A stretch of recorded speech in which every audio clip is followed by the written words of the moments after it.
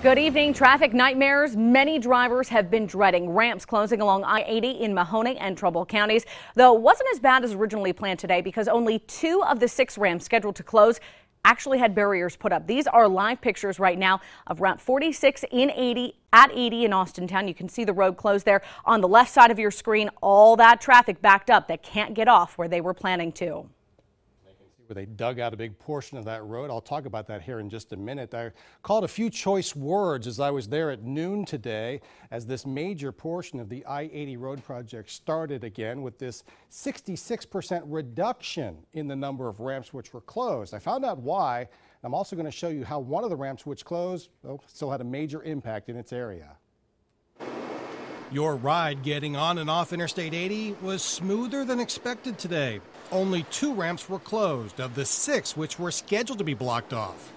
We're trying to minimize the impact from the city and the businesses. So we closed the 2 that we had to last night, and then tonight we'll close 2 more. The ramp from Route 422 to 80 West was closed and will remain blocked for over 400 days. Plus, the ramp from Route 46 to 80 East was also closed. Very aggravating. Impacts time because this ain't easy to get around in traffic through these towns and stuff.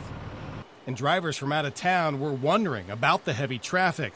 That's the case for Luke Mass, driving from Indiana to a vacation cabin. I broke the news to him as he was filling up the gas tank. Luke, the bad news is that I-80 East, that ramp, just closed today, so now you're in the middle of a detour. That's wonderful.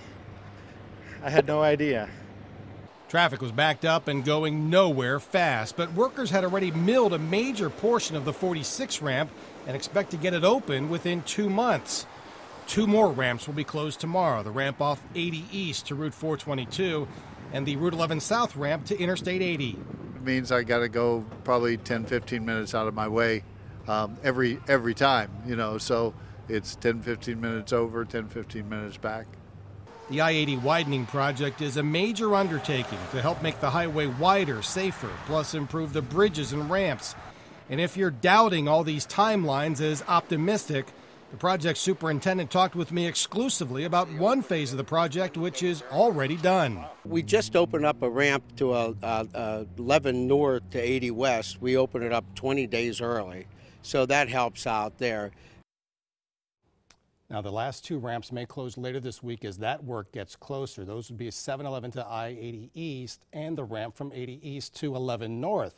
I've got exclusive news about that last project coming up at 6. All right, with a look at what it looks right now at Route 46 and 80 where I was at noon, let's go live to 27 First News anchor Stan Boney. He's out there in all the traffic. Well, I have been standing here at the intersection of Route 46 and I-80 for about 20 minutes now, and I've seen it gradually get more and more congested as we head here toward the 5 o'clock hour.